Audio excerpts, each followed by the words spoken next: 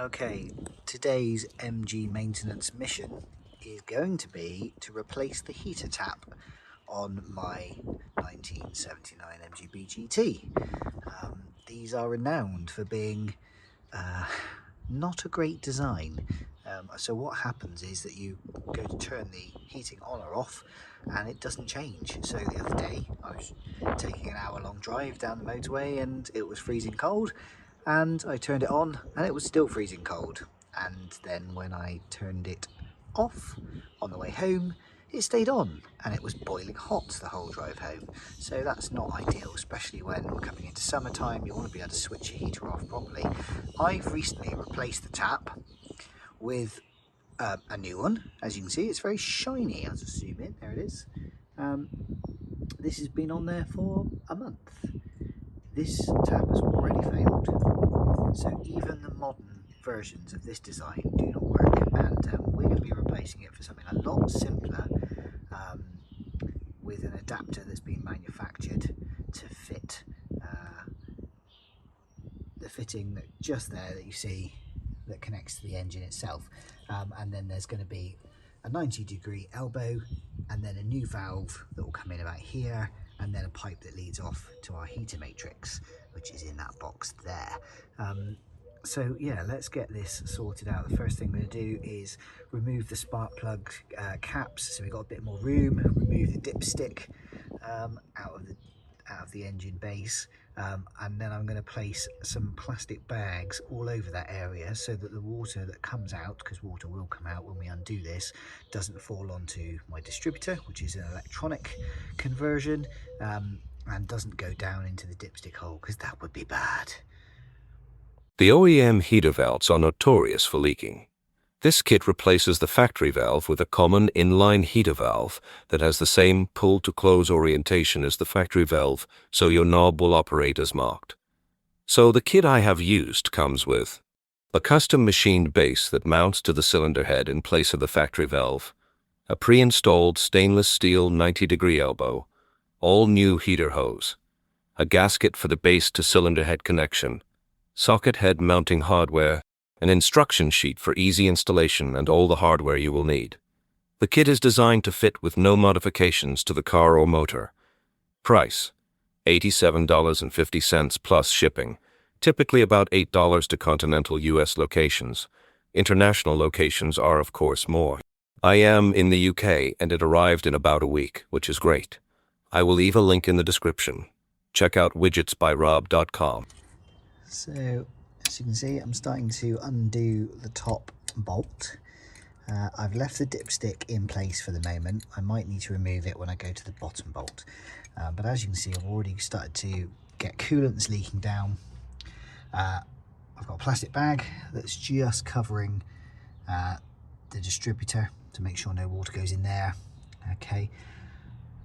And yeah, I'm just going to inch this off. This is an absolute pig to do originally, but obviously because I've replaced the tap in the last month, I've already cleaned the bolts, so the threads are nice and easy to get in and out. The bottom one is a pig because there just isn't a lot of room to work.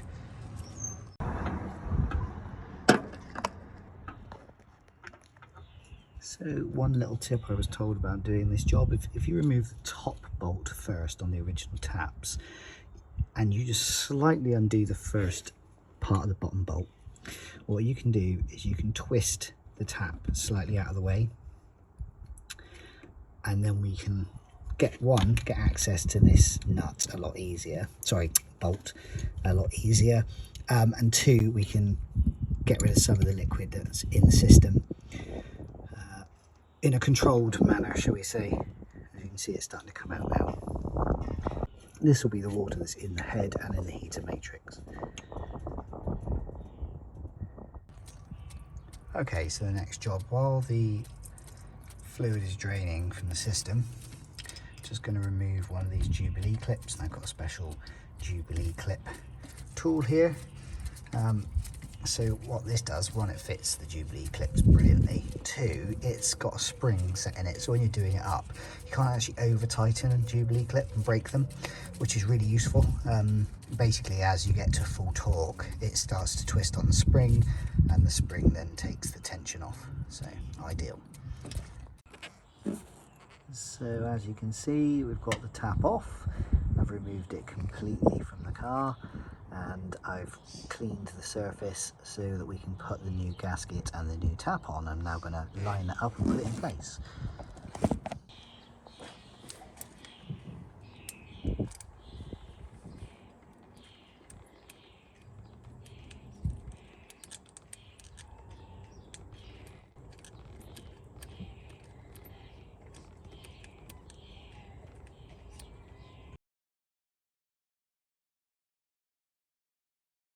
Okay, so I have installed the gasket with a tiny bit of RTV on it to make sure we get a really good seal. I've then put the adapter flange on and done that up, which has got Allen key bolts on it. And I've used a couple of washers just to get the sizing right, because the bolts were slightly long for my 79's bolt holes. I've then done up the Jubilee, undone the Jubilee so that I can get a little bit of adjustment on this, because I want to make sure that when I put my cable in I'm getting the proper movement. And then the last thing to do will be to connect up the rear pipe, which goes to the heater matrix, and then refill the system by removing that cap here, and then refilling it with some coolant. So what I'm going to do now is I'm going to put the cable in and make sure that works for turning it off and on, and then put the piping in. Okay, so placing the cable into the cable holder, I'm just going to pop it in when it's nice and loose, and then rotate it, and then push back until I've got where I need to be, which is going to be about there. And now I'm going to do up that nut with a screwdriver. Okay, so I've installed the cable, and the cable is installed by just wrapping it around the little post that you see. It's a very stiff cable. What you need to make sure is that on the inside of the car that your cable isn't slipping through this junction, okay, because obviously that's going to change how it reacts, and it's not actually going to push the lever forwards, because it's not going to be pushing the cable out, it's just going to be moving the black sleeve along. And you have to also make sure that the black sleeve ends close to the capture point. If you've got lots of black sleeve out underneath your dashboard, like I did, because it must have been slipping previously, the open and close position on your dial won't be correct. So what I had to do was set it all the way to open, slide this black sheath back to where it was just sticking out about here on the dial, tighten it back up, and then I had the full range of movement. So now this is in the off position.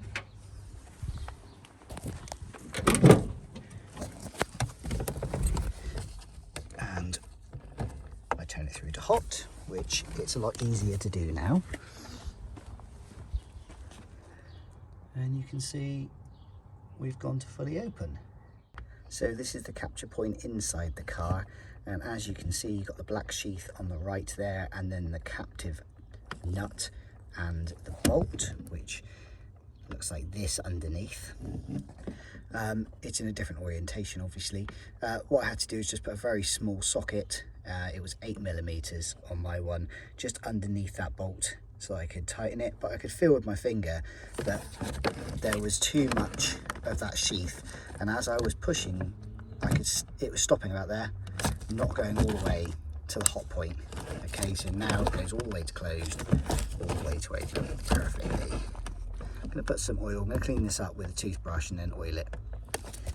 So the next job is just cutting the new hose that's going to go from the valve to the heater matrix to size, because the one that comes in the kit is a little bit too long, of course. That's good though, because it gives you room to manoeuvre. It's better to be too long than too short, which is excellent. I'm just going to bend that into place and set up where the Jubilee clips are going to go.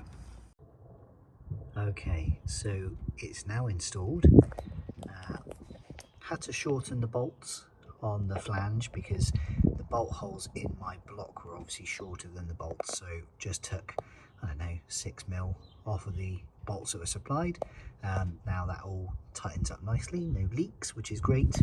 I've taken the brass cap off and refilled the fluid in the radiator and replaced what was in the block and in the heater matrix. And now, after oiling the control mechanism that I said I was going to clean, I cleaned and oiled that one up so it now runs smoothly. It easily switches between hot on and off.